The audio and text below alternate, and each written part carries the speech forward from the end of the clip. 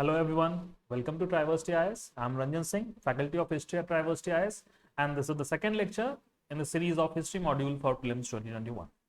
If you haven't watched the first lecture, please go and watch it. It is available on our YouTube channel, and you can also download the notes of first lecture as well as this second lecture from our Telegram channel, which is the link of which is given in the description.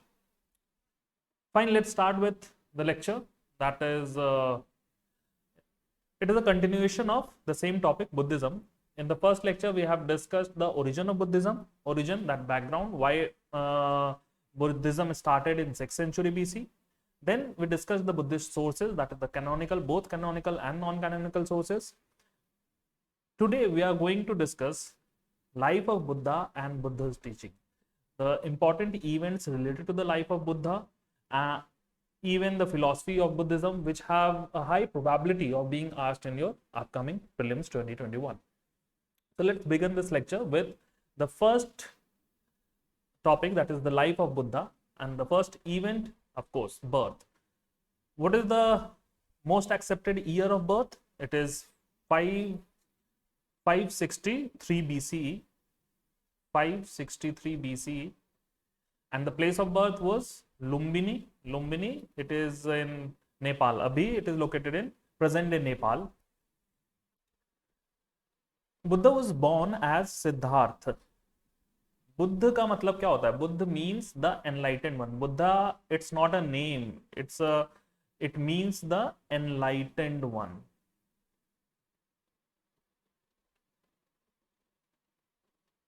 The enlightened one means who have or who know the truth.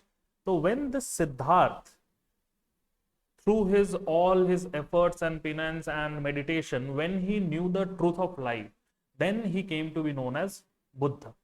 Before that, he was known as Siddhartha only. He was born as a prince. He was born as a prince means he belongs to a royal family. He was born as a prince in Sakya clan. Sakya clan. आप लोगों ने सुना होगा that another reference, this Buddha is also referred as Sakyamuni. Now you can relate why he is called Sakyamuni, because he belonged to this Sakya clan. His father was the chief of this Sakya clan, name was Sudodhan, and his mother's name was Maya.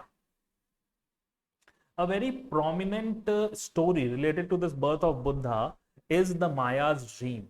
Maya's dream, which have been depicted in your Barhut Stupa, at your Barhut Stupa. And this figure, if you can see it, this is nothing but this Queen's Maya dream, which is depicted at your Barhut Stupa. This can also be asked as a question in your prelim, that Queen's or Maya's dream is related to which event. So definitely birth of Buddha is depicted at which place? So Barhut Stupa. Now, what was this dream? This dream was that a white elephant with a lotus in his tusk is approaching toward the womb of Maya. And this has been interpreted that this leads to this, this elephant ultimately takes birth as a Siddhartha. So, if you can see in this image, this elephant has been shown approaching the womb of Maya, and this whole dream has been interpreted by astrologers as of that time definitely, and they interpreted it in such a way that Buddha, he will become either a supreme emperor or a Buddha. Means Siddhartha will become either a supreme emperor or a Buddha, an enlightened one. Both things definitely shows his greatness.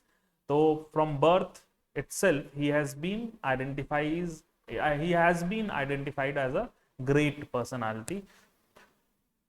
This thing, why I discussed this whole story of Maya, one aspect we have already covered, that it can be directly asked in a question in your upcoming prelim, that this dream is associated with which event of Buddha? So birth. And the location of or depiction of this whole dream in Barhut Stupa. The second thing, Buddhism may there are particular symbols which have a specific significance in Buddhism. Say for example horse, say for example lotus, say for example bodhi tree, say for example your stupa. So Buddhism has some specific symbols, and these symbols do have a specific meaning attached to it.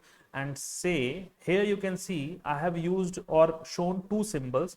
One is your elephant which is approaching the womb of Queen Maya. The other symbol I have told you that elephant is holding a lotus, in his tusk. So these two symbols have a prominent place in Buddhism. This lotus resembles your birth of Buddha. It means the birth of, represents the birth of Buddha, whereas elephant has a sacred place in Buddhism. This importance of elephant in Buddhism can be seen in your Ashokan inscriptions. You know that Ashoka was a follower of Buddhism. More so, he converted to Buddhism after this Kalinga War. At two important places where the Ashokan inscriptions are written, this royal elephant have been sculptured. The first is your Dholi. Dholi is in present day Odisha, in the state of Odisha. And the second place is Kalsi. Kalsi is in Uttarakhand. Dehradun. And at this place, Kalsi inscription is otherwise important also because it is the only place in North India where the set of all 14 edicts are inscribed together. So you can get this question also, where is the, or which inscription contains, or which inscription in North India contains all the, or set of all the 14 edicts together. So it is this Kalsi inscription. But one more important information regarding this Kalsi inscription is that it has a sculpture of elephant attached to it. And that sculpture, again, this royal elephant is highlights or shows the importance of elephant in Buddhism. Apart from that, there is a name given to this elephant, that this name was Brahmi Gajitama, which has been interpreted as supreme elephant.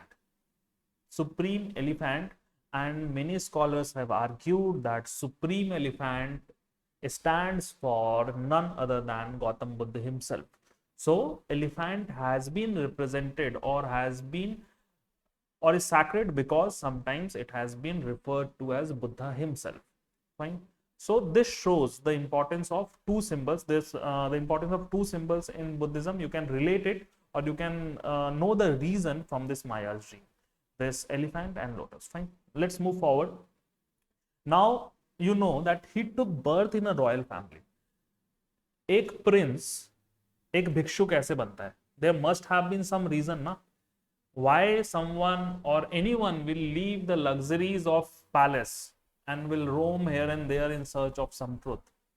So that trigger event, what was that trigger event? That trigger event is your four sights. Four sights. Buddha ने क्या देखा ऐसा कि from a prince he became a renunciant. So वो चार चीजें, the first one was he saw an old man. The second one, a sick man. And third one, a corpse. That is, एक बूढ़ा व्यक्ति, एक बीमार आदमी और एक corpse, means मरा हुआ आदमी. So by seeing these three things, what he became aware that this body is destructible. It is inevitable. This body will definitely destruct with time. And this is the truth. We should also pay heed to this thing, that this body is destructible. So this is the truth which everyone should be aware of, should take care of. So these three things made him aware that this body is destructible and it is an inevitable event जिसको कोई रोक नहीं सकता है. अगर रोका नहीं जा सकता है तो इसे आसान बनाया जा सकता है ना कि what how or in what condition this inevitability or this destruction of body will have less impact on us. So that is the fourth sight. The fourth sight, that is when Buddha saw a wanderer, a renunciant. Renunciant I have referred to or given the definition of renunciant in our last lecture. So when he saw the wanderer, he came to know that this way of living is a step or is an idea to deal with this inevitability of destruction of the body. Then he decided to live a life of a renunciant. ठीक है. So the next event, the next prominent event in the life of Buddha, that is the life of renunciant. It is very much related to this foresight. It is because of these foresights only that he decides to become a renunciant. So now let's come to your the third prominent event in the life of Buddha, that is of renunciation. He leaves his home, and this particular event has been referred to as Mahabhinishkrama. Mahabhinishkrama. So you can get this term also, or otherwise this event is also referred as the great going forth. The great going forth. And one particular information related to this renunciation is that he left his house on, or this home on horse. You can, as I have already told you, in Buddhism, there are some particular creatures which have a special significance or symbolic significance. One, we have seen lotus resembles birth. The second one is horse. Horse resembles or represents your renunciation. This renunciation. So now you won't need to mug up. अब तुम्हें रटना नहीं है. You know the reason कि क्यों horse को renunciation के साथ compare किया जाता है और why horse represents this renunciation stage. Got it? Now let's move to, he has left his home. He has left his home at the age of 29 and he wandered for around 6 years before attaining that nirvana or before becoming the enlightened one. So Siddhartha wandered for 6 years before becoming Buddha. Fine.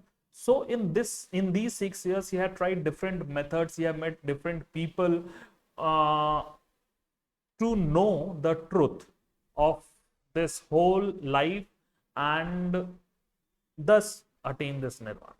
He had tried different method, and ultimately a particular event, he realized that neither extreme penance would help to attain nirvana, or neither extreme, you can say, attachment to some material thing or even somebody will lead to this nirvana. Therefore, he chose the middle path, and that middle path was related to the meditation. Therefore, meditation is very important in this realm of Buddhism or this teachings of Buddhism. So when he was deep seated or seated in deep meditation, an event took place, and this event is a very prominent event which led or which eventually led to this enlightenment, and that particular event is Mara Vijay. This particular event is your Mara Vijay. Vijay, it means victory, and Mara represents your king of desire and pleasure. So when Buddha was seated in deep meditation, Mara came along with his army to disturb him so that he won't be able to achieve or attain that salvation, this nirvana. He tried each and every method, but ultimately he failed. And at the end, he asked Buddha, what is the proof of your generosity and your purity? What is the proof of your generosity and purity? Then Buddha touches the earth, and earth speaks for him that I am the witness. Fine. This whole event has been depicted or sculptured in Ajanta caves, and this whole event, if you can see this sculpture in Ajanta caves, this figure, here you can see Buddha hand gesture. It is showing towards the earth. Towards the earth, this gesture, this mudra has been called Bhumi Sparsh Mudra. Now you know, Bhumi means earth, Sparsh means touch, and Mudra is a gesture. So that earth touching gesture is related to this Maravijay event, and it signifies the earth as a witness, or it is related to earth as a witness for Buddha's generosity, Buddha's purity, fine, and chastity. So this specific thing has been asked in your UPSC prelims. So let's see what was on it. Now you understand this event. Na? Till now, what we have seen, the birth of Buddha and the story related to that birth, that is the story of Maya's dream. Then we have moved to your four sites. Then renunciant, and why horse is symbolized or represents renunciation in Buddhism. We know that. Then the next prominent event, Maravijay, we have discussed, and what this event from this event, there are two prominent things which can be asked. Is definitely Maravijay event is depicted in which place? So Ajanta caves. It has been sculptured in Ajanta caves, and this event is what it signifies. It signifies the victory of Buddha over Mara. What was Mara? Mara was the desire. So its victory of Buddha over desire is represented at this Maravijay event, and this whole mudra, this gesture, is also important, and this have been asked in your prelims examination. Let's see that question first. That question was asked in 2012. Let's read it. Lord Buddha's image is sometimes shown in the hand gesture called Bhumi Sparsh Mudra. It symbolizes which of the following? Buddha's calling of the earth to watch over Mara and prevent Mara from disturbing his meditation. So it was not that. Second one, Buddha's calling of the earth to witness his purity and chastity despite the temptation of Mara. Yes, this is what we have read. This is what we have discussed now. When this Mara asked the question or asked Buddha to prove his generosity and purity, he touches the earth and earth speaks for him that I am his witness. So that event is clearly hints towards the option B.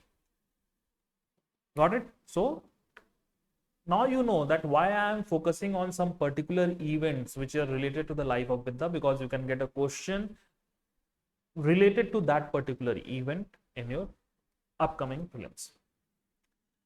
So this event of Maravijay, fine. After that, now he have won over desire. Buddha have won over desire. Then he become the enlightened one. So within a days after this event of Maravijay, he attains this enlightenment. And what it means, इसका मतलब क्या है? अगर मैं कहूं कि Buddha enlightened हो गए, तो क्या चीज ऐसी हुई उनके साथ that this Siddharth becomes Buddha?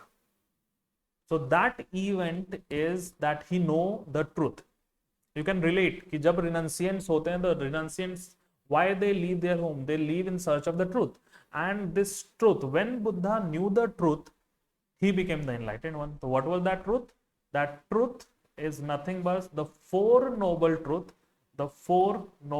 which becomes the cornerstone of this doctrine of Buddhism. Four Noble Truth. And what are they? First one, this world is full of sorrow.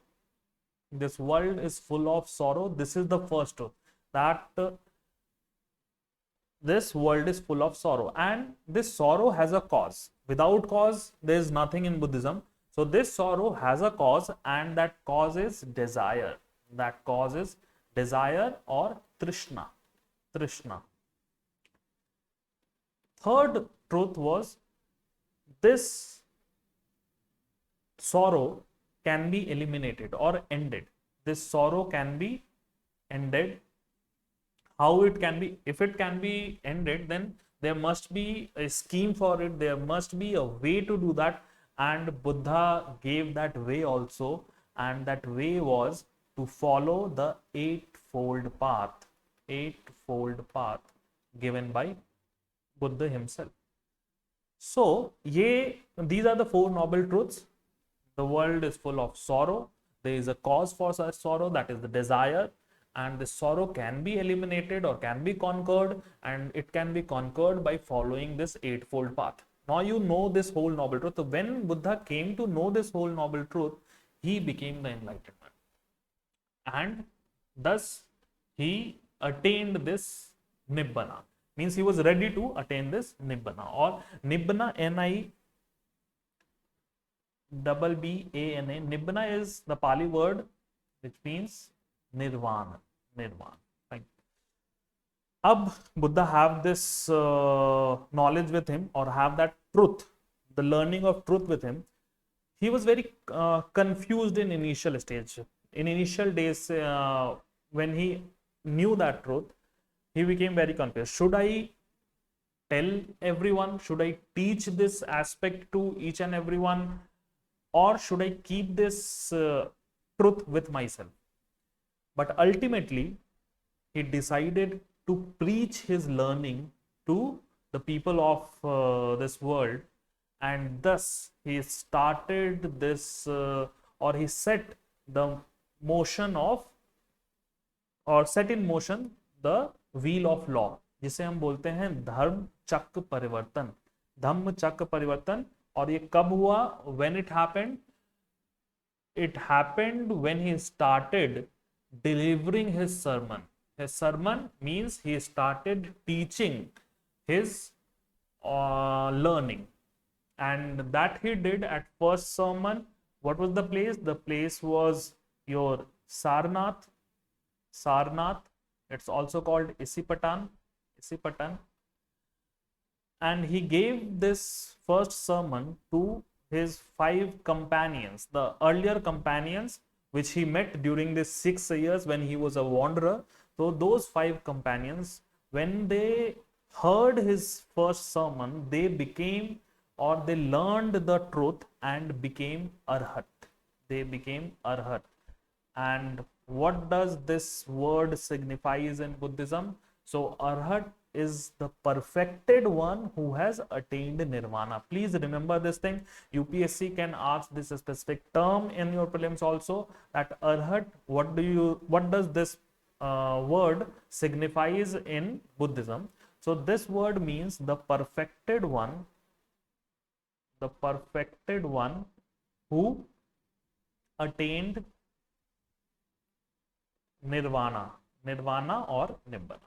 So they are called arhat, and these 5 disciples, they become arhat. When we'll see bodhisattvas, means in Mahayana Buddhism in post-Mauryan period, we will see the difference between this arhat and bodhisattvas. Bodhisattvas have the capability of attaining nirvana, but they delay it.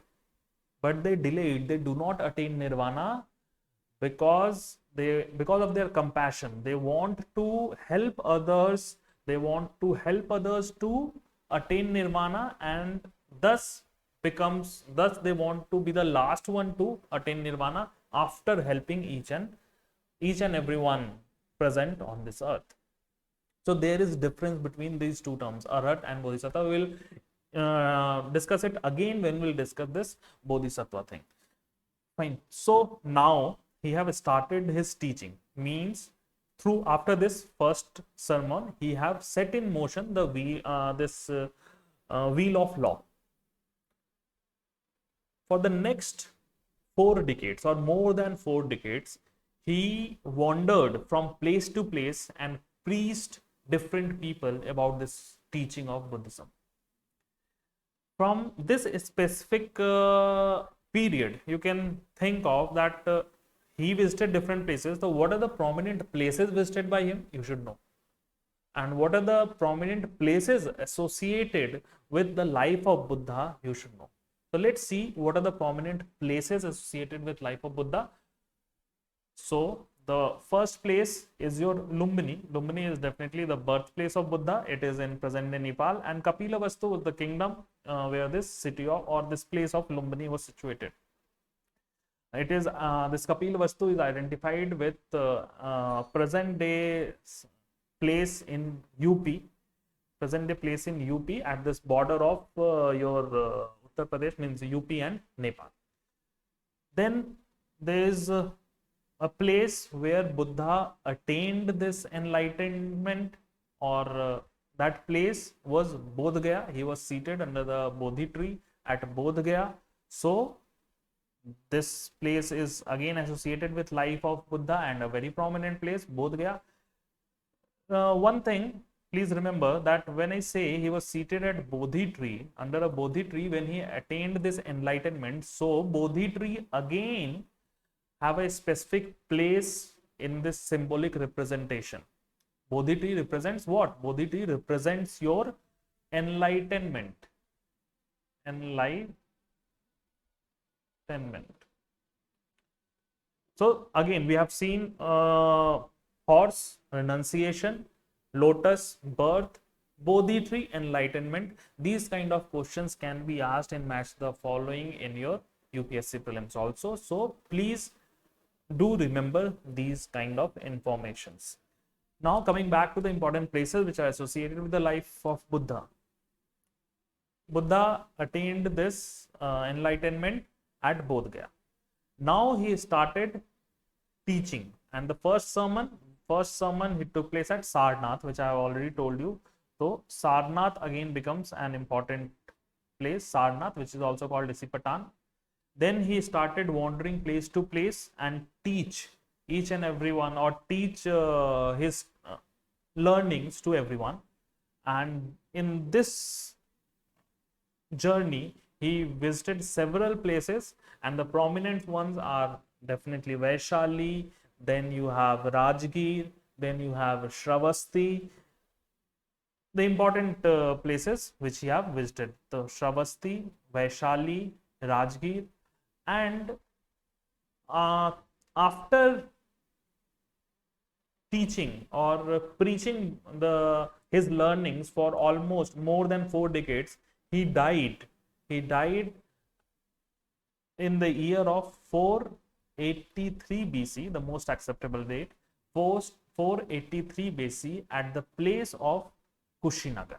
Kushinagar is also present at, or is also located in your state of UP, present UP.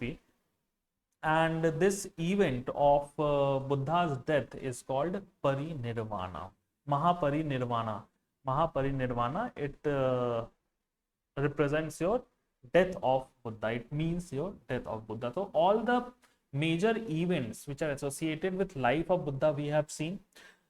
Birth we have seen, then renunciation we have seen, then you have seen the 4 sides. Before the renunciation, the 4 sides, then renunciation, then Maravijay, then you have enlightenment, then you have first sermon and Mahaparinirvana.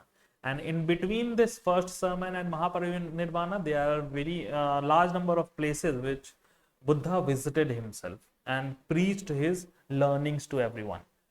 There is a significant information, you can say a practice, that the Buddha and the band of bhikshus or Buddhist monks, they used to travel for 8 months to preach their teachings. And during the rainy season in India, the monsoon season, approximately for 4 months, they used to live at one particular place.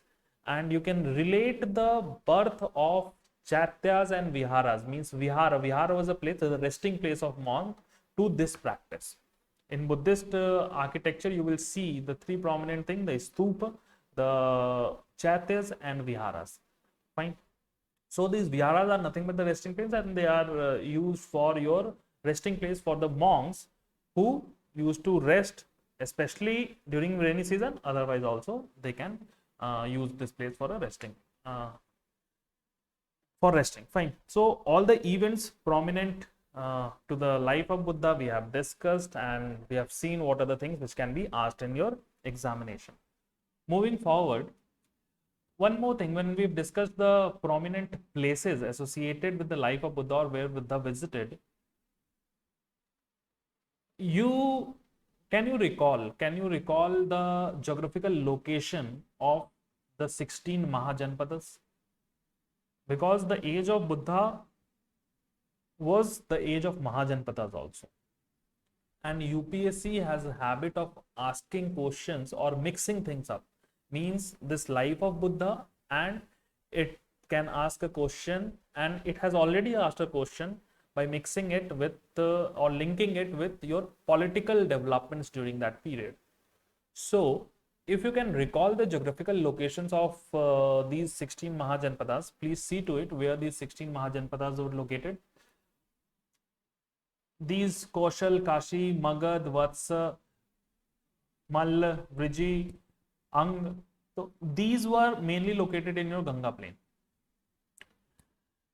There are other prominent Mahajanpadas which are located far off from this Ganga plain, especially when you see this Gandhar, when you see this Avanti, when you see this Ashmak, when you see this Mats, Madra. So these are the places which are associated far away. So UPSC have asked in 2014 and repeated the same question next year. It's very unlikely, it's very rare event which had already occurred in UPSC. I think that they have exactly repeated the same question next year in 2014 and 15. And the question was, which of the following kingdoms were associated with the life of Buddha? Now think of it. In our first map, we have seen that Buddha was mainly traveling in the region of Ganga plains. Ganga plains, this middle Ganga plain. And if you see the places, say Avanti, Gandhar, Kaushal and Magad. So which of these places is located in your middle Ganga plain region? So it is it Avanti? No, Avanti is not located. It is located in MP. See it in the map, this map. Now Avanti is located over here, so it is outside this middle Ganga plain. Then Gandhar, where Gandhar was located? Gandhar was on the northwestern part, and in the northwestern part, so definitely it is not located in middle Ganga plain where Buddha preached his teachings by wandering place to place. So Gandhar, it is not so. So now we try to eliminate things 1 and 2. If 1, this is A is eliminated, 1, C is eliminated. The answer 2 or 3 or 3 and 4. Since it's not Gandhar also, so 2 is eliminated. So the answer becomes 3 and 4 only. And you also know that Kaushal and Magad, if you see the location of or located on the map of India, the Kaushal, yes, this is Kaushal, and Magad is this. These are the places which are located in your Ganga plains, and these are the places, these are the kingdoms in which Buddha himself wandered place to place and gave his learnings. So while reading things, you should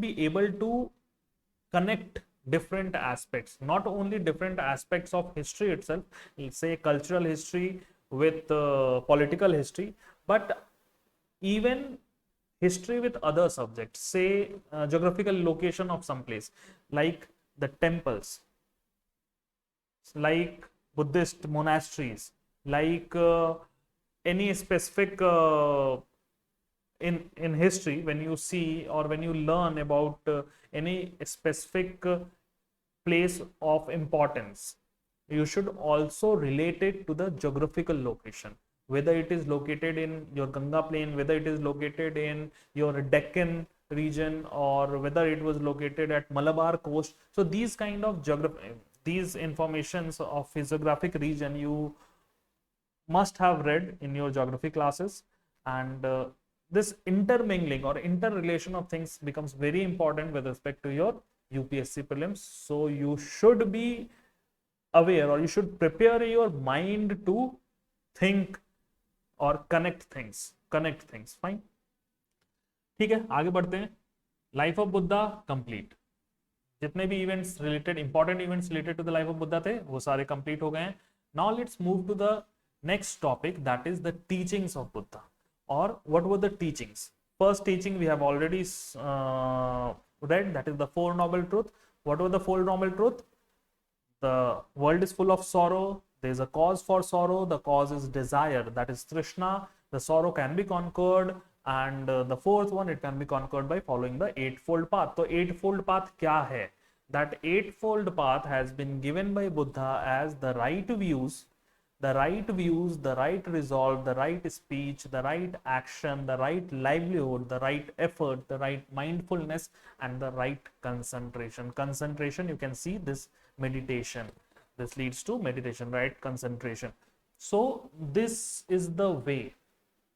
He said that if you follow this way, you will attain this nirvana. Okay, ultimate aim क्या है Buddhism? The ultimate aim in Buddhism is to attain this nirvana. And what does, now let's see what does this nirvana means. उसने path तो बता, बुद्धा ने path दिखा दिया हमें कि क्या करना है, बट जो एम है वो क्या है, लेट्स डिस्कस इट. तो nirvana, meaning of nirvana, meaning of nirvana is to escape from or to end, escape from cycle of life and death. Means जो रीबर्थ के साइकिल से बाहर निकलना, दैट इज निर्वाणा. बट वो कब हो सकता है? It can be done when you conquer over desire. You have seen when Buddha became enlightenment, when he conquered over Mara, means the king of desire. It was a very prominent event in his journey to enlightenment. So when you extinct, or this when this desire is extinct from you, जब तुम्हें किसी चीज की चाह नहीं होगी, then you will be in a position, or then you can attain this nirvana, or you can say this is what nirvana is, that extinction of desire, because this can lead to, or this will make you escape from this cycle of life and death, or this whole rebirth thing. So meaning in one word is extinction of desire is nirvana. Four noble truth में भी तो यही बोला ना बुद्धा ने कि suffering है, suffering का कॉज है डिजायर. उस सफरिंग को कनकर किया जा सकता है, कैसे किया जा सकता है? By conquering this desire. तो that extinction of desire will lead to nirvana, और is nirvana, meaning of nirvana. And what are the means to attain it? The means to attain it, it's already told that eightfold path which Buddha gave, that is your right view, resolve, speech, action, livelihood, effort, mindfulness, concentration. These eightfold path is the means to attain nirvana. But कहीं पे भी यहाँ तुम्हें लगता है कि these eightfold path need a divine intervention? ये तो कोई भी कर सकता है ना. A general man, a common man can also follow these 8 paths and can attain nirvana. So this is the most important aspect of the teaching of Buddhism, that this attainment of nirvana requires an individual effort and righteous actions, and it doesn't require any intervention of God, or any intervention from you, you can say God, or any help from God in your journey to nirvana. This is the most important aspect of Buddhism. When you see in other religion, the God has a prominent place in this whole nirvana cycle. Fine. So please remember this thing, that in Buddhism it is your individual effort which will lead to nirvana. और individual effort क्या है? वही जो eightfold path हमने discuss किया अभी पहले, तो वो तो कोई भी कर सकता है ना. एंड इसी में जब कोई भी कर सकता है, तो let's dig it deeper. Who are the ones who can attain this nirvana? Anyone can attain this nirvana, but उसके लिए कंडीशन है क्या कुछ? Do you need to join Sangha? Sangha, do you need to join Sangha, और normal man or a woman can attain nirvana without joining Sangha. So, according to Buddha, anyone can attain this nirvana. There is no compulsion of joining Sangha. So, Buddhist monks as well as laity. Laity is the term used for the Buddhist followers who have not joined Sangha. The Buddhist followers who were not joined संघs are called laity, and उन्हें उपासक, उपासक और उपासिका भी बोलते हैं. उपासिका, उपासक means the male laity or the male person who believe in Buddhism but haven't joined Sangha. Upasika is, of course, the female laity who believe in Buddhism but haven't joined Sangha. So this question was again asked in your 2020 prelims itself. So now, meaning of nirvana, yes, this extinction of desire. Means to attain it, yes, the means was to follow that eightfold path. Who can do that? Anyone. It's an individual effort. No one or no external intervention is required. Anyone can do it. Definitely anyone can do it. But is it necessary to join Sangha? No, it is not necessary to join Sangha. Any laity who is outside the Sangha but is a follower of Buddhism can also attain nirvana. Fine. Now let's see in the teaching of Buddhism, related to this nirvana thing, you can now comment on the view of Gautam Buddha on God. The Buddhist or Gautam Buddha didn't refute the existence of God, and later on we see that in Buddhist writing the existence of God was accepted. But Gautam Buddha or Buddha didn't give a prominent place to God in this whole concept of nirvana. There was no intervention, there was no external intervention required from any forces or from any god for this attainment of nirvana. It was whole individual effort, which we have discussed just before, just few minutes before. So on view of God, he said this Gautam Buddha, he didn't refuted the existence of God, but he didn't give him a place in this whole scheme of nirvana. That is true. One more thing which is related to, not specifically to God, but related to this whole Brahmanization of society during the 6th century BC. You know, this in later Varna period, this later Vedic period, this Varna system became a prominent social force. And the Brahmins, they gave it or they highlighted it as a order from God, as a system created by the will of God. But Buddha refuted it. Buddha said that whole Varna system was man-made. Buddha refuted this whole godly aspect of this creation of Varna system. He said that it is a man-made thing which led to division of the society. And this thing holds true even in this 21st century. And therefore, this teaching of Buddhism holds a prominent place for each and everyone who is living even in this world, that is, in this 21st century also. Moving forward, let's see what are his views on ahimsa. He definitely was a follower of ahimsa, and he criticized the killing of animals for the sacrifice in Brahmanical religion. You know that this in Vedic religion, you know, this sacrificial aspect thing. So he criticized that aspect. But there is one thing related to his ahimsa, that he never said that a bhikshu cannot eat meat.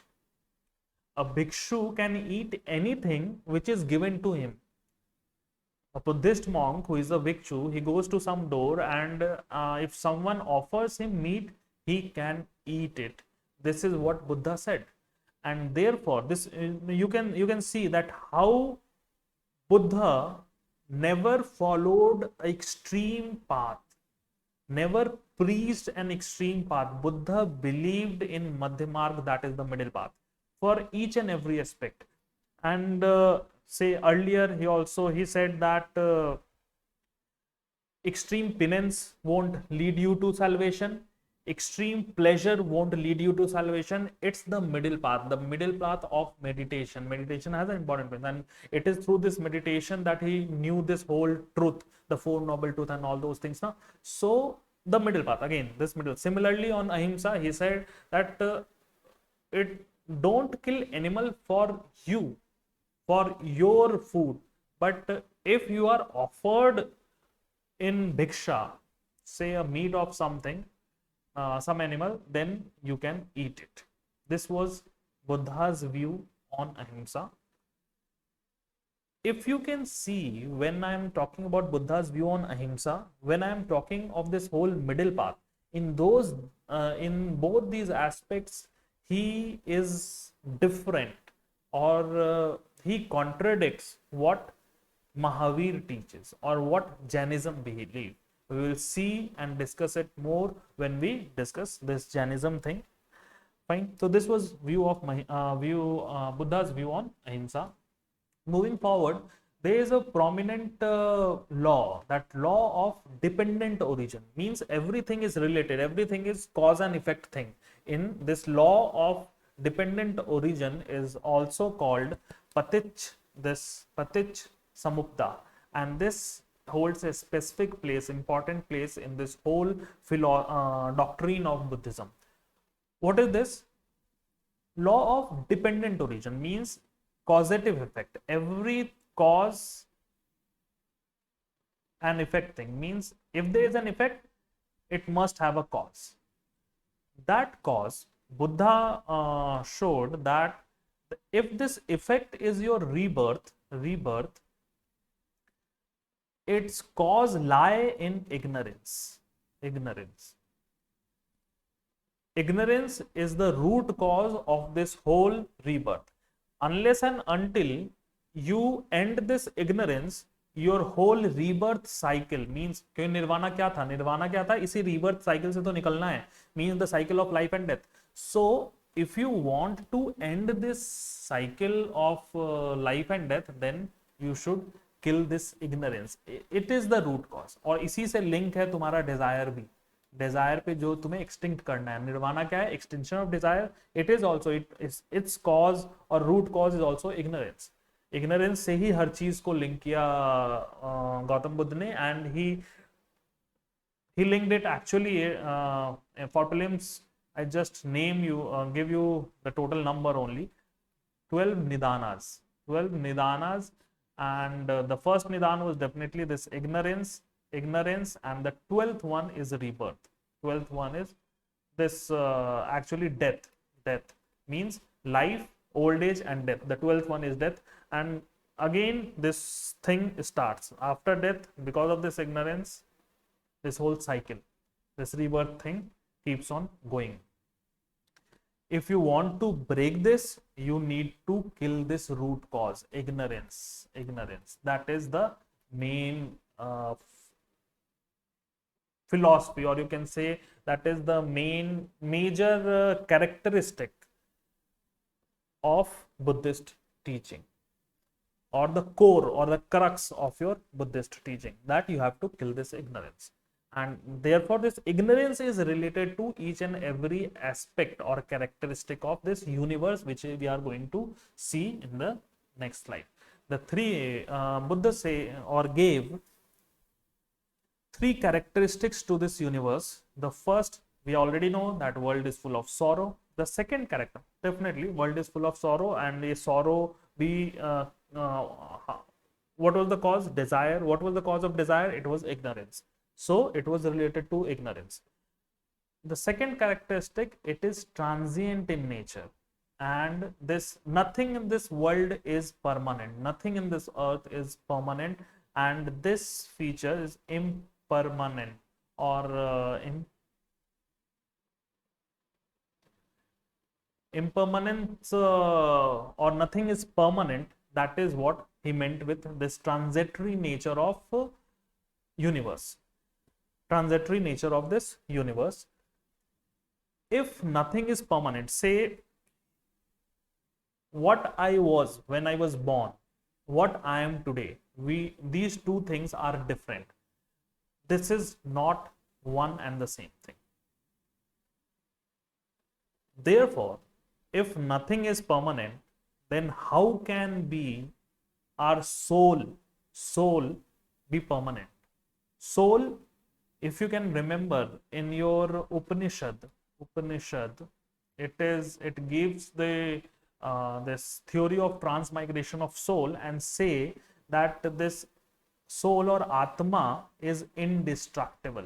Atma is indestructible. Atman is indestructible. It is a permanent thing which keeps on passing from one life to another. But Buddha, according to Buddhism, this whole universe is transient. There is nothing which is permanent. So how can Atma be? So in Buddhism, or Buddha refutes this theory of permanence or indestructibility or indestructible nature of Atma. So this is a very important thing. This can be asked in your prelims, that this Buddhism believed in indestructible nature of Atma or not. So he didn't believe, because for him nothing was permanent. Everything is transitory. Everything is changing with time. Everything is changing, even the time of second. It's not like that it requires 100 years to change. Transitory nature, it's the period of transition is very small. So this was the second characteristic. Now move to the third characteristic, that is soulless. You can relate this to transitory nature, since this soulless means there is no permanent or permanent or indestructible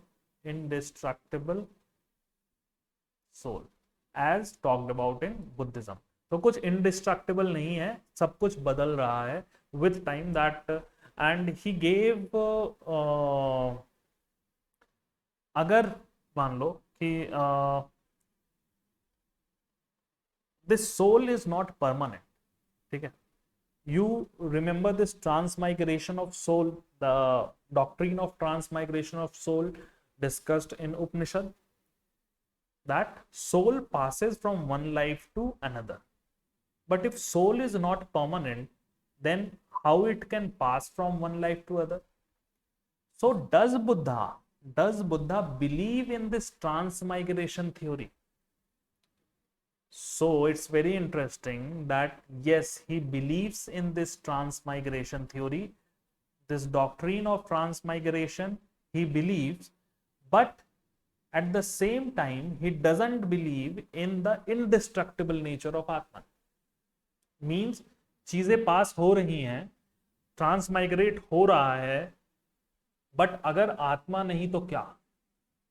Then you can see a very beautiful analogy of a lamp. यहाँ पास क्या हो रहा है? तो it's an impulse of life. It's an impulse of life. This is lamp 1, fine, the flame. With this you have ignited the second lamp. With this flame you have ignited the second flame. The second flame is not the same one, but its existence is because of the first one. So what passed? The past was impulse of life. Impulse of life from first to second was passed. Similarly, second to third, third to fourth. But first is not same as second, second is not same as third, third is not same as fourth.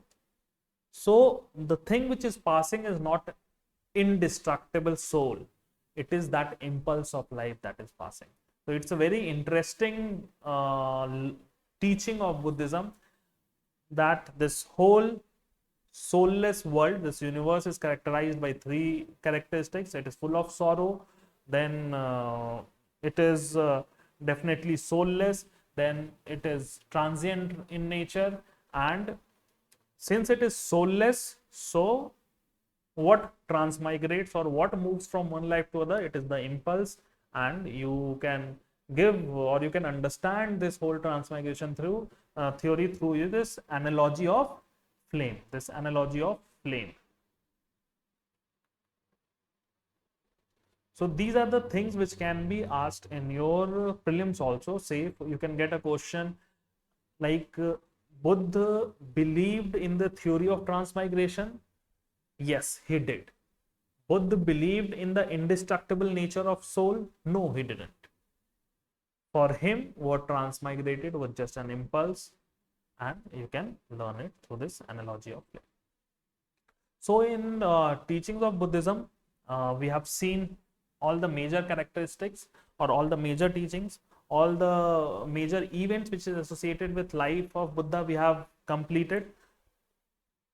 यहाँ पे after this lecture, you must be able to attempt all the questions related to this life of Buddha and teachings of Buddhism. We will see how this teachings evolved during later phases, like how this concept of bodhisattvas and different doctrines came in the post-Mauryan period in Buddhism.